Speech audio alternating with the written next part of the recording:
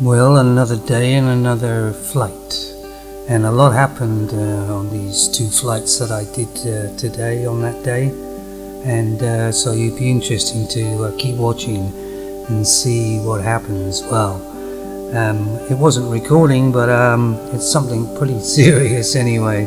But I'm trying to learn how to fly it, as you can see, trying to sort of control it. It was very windy again that day, gusty, coming off the sea, but I still was starting to try and fly it and see if I can control it. And it was had a lot of trouble actually heading into the wind when it got up in the air.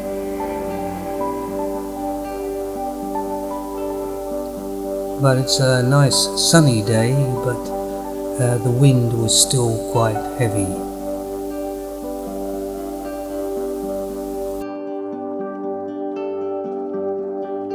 And as you see here, I've just done the bird's eye view. I moved the camera straight down to see if the bird's eye view worked and what it looked like. Of course, I should have picked somewhere a lot better than that. That's not very interesting. It might look alright from a way up high, perhaps, but just looking at the grass like that really isn't the greatest, is it? But hopefully I'll move the camera back up again where it's supposed to be.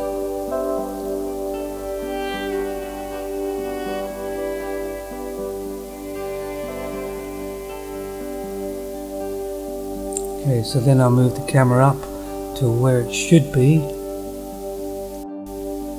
And I must say, apart from the wind, which you can't pretty well notice too much there, I don't think, it was a nice day. Didn't feel like going swimming though, but the picture looks very nice actually. I quite think the picture looks pretty good. And that's just straight picture from the camera and straight off the SD card.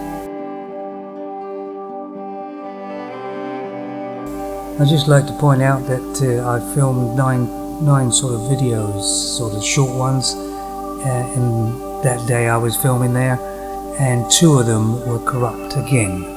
So it's nothing to do with my SD card, it has to do with the, obviously, software on the camera.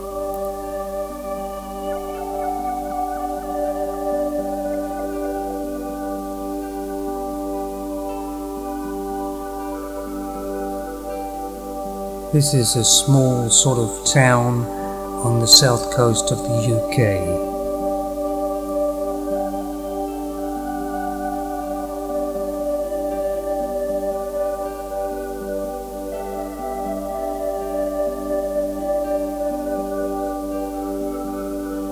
Plenty of seagulls around. In fact, when I went over towards the houses up a little bit higher, the seagulls kind of didn't like it there. They didn't attack it, but they surrounded it and were squawking like hell, you know. It would be nice to have sort of Teflon blades on that, and you could just veer left or right or something. I really don't like seagulls much.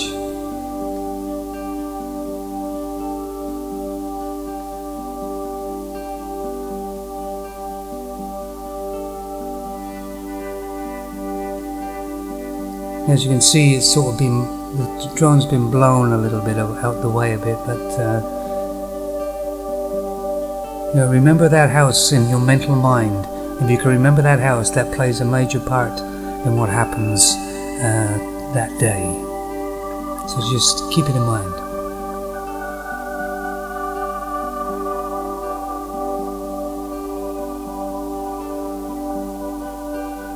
I couldn't really pan that slowly because it was all against the wind all the time, and it was fighting it, so it was pretty rough.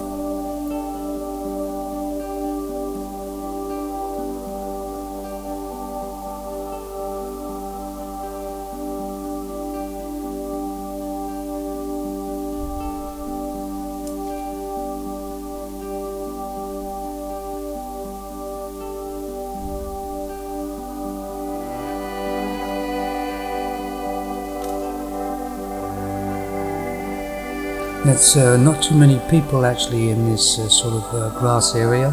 Still, I think it's you know, the pandemic is still playing a major part, which is good for me in a way. Presumably this would be a good place to take your dog, and I guess a lot of dogs.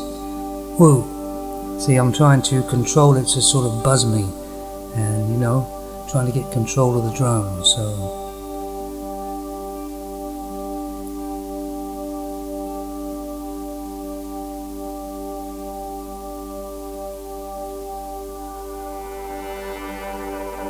But I think the picture looks not too bad considering the wind, and the wind will start to blow the drone, I think, away from the sea, so I have a hard time when I turned it around trying to get back. I had to bring it down low to bring it back.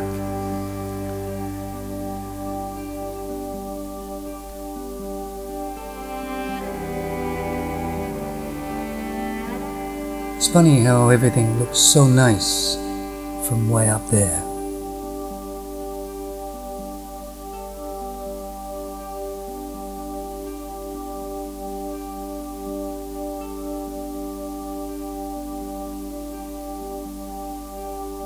See that shaking going on? That is the wind up there. As you can see, the wind is blowing the drone away from me, and I'm trying to fight it, bringing it back.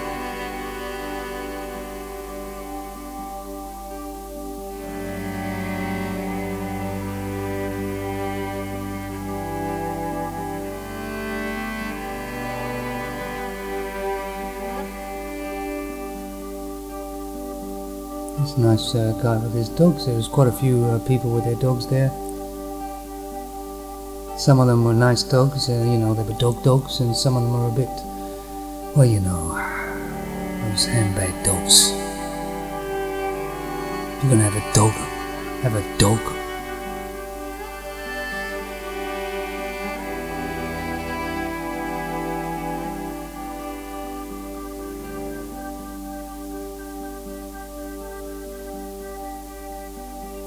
But I thought the drone at the time anyway was sort of performing quite well. Now what I did was see straight ahead. I went ahead there the next flight to see if I can just get over the sort of cliff edge and go along the sea, like along the beach area. It was very windy. But I went up about 8 feet, I suppose, and it started doing that really wide circle thing out of control. And the only control I had was go up or go down.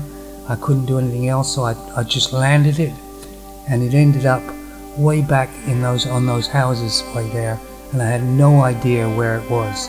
So I had to ask on all these houses to see where it was, if anybody'd seen it, and I was about an hour or 2 hours looking for the drone, knocking on doors and everything else, because it went out of control. And it was in that house. I could see a picture on the drone that showed a trailer, and there's a trailer in that garden, so I figured it was probably somewhere there. But I knocked on the door about 3 or 4 times. I couldn't get any answer, and then I finally just climbed over the fence and got into the garden. It wasn't easy. I actually got on the roof first to see if I could see the drone anyway. I finally didn't see the drone. I climbed over the fence anyway, looked around in the garden, and if the police had come I would have been trespassing. I finally did find the drone.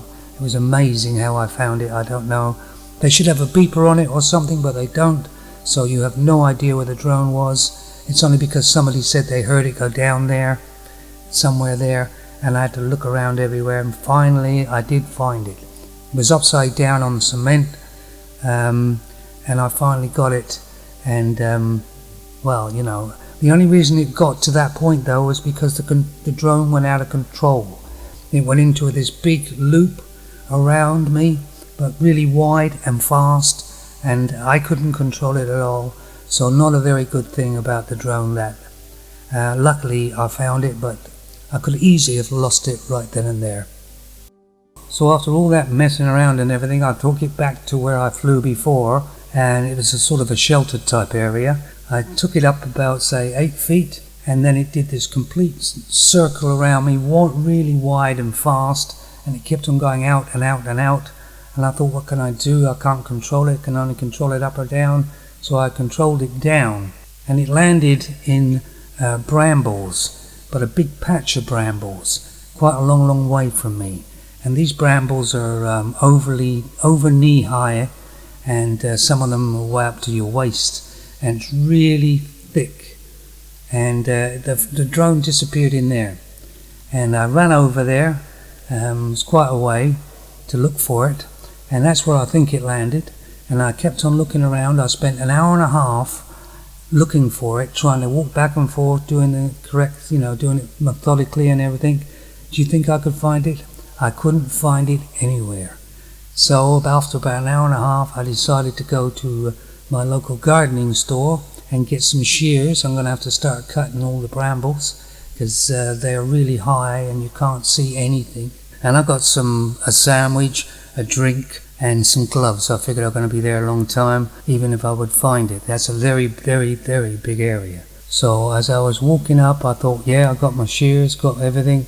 Walked up to this big patch of brambles, and I thought, I'll just take a look around one more time and try and look where I don't think it was going to be. And so I looked around in different places first before I started digging in, and all of a sudden I found it. Nowhere near where it landed. It must have bounced or flew a bit more under there. It was way underneath the brambles, upside down. You could hardly even see it. Once again, very, very lucky to have found the drone. Once again, the only reason why I had to spend all that time looking for it is because it went out of control again. I'm going to try it one more time on one other day when it's calmer winds, and if it does it again, I'm going to completely ask for my money back. I mean, what with the corrupt fall thing and everything else, that shouldn't happen. You might fly 10 minutes of flight, and that could be a corrupt file. That's a lot of time to lose, or a lot of video to lose. Now, I did find a program online that actually does fix these files, and these files are very, very corrupt. I tried a lot of free ones and they didn't work. But there is a program online, and it's not free. It's Stellar Repair. It did fix both of my files, like I say, but it's not free. And I don't see why I should have to buy a program like that because of the drone. It has an issue transferring it to the SD card. And not just, a little bit, very frequently. And what with this uncontrollable flying, I'm just about had enough. But one more flight will tell. Take it easy out there.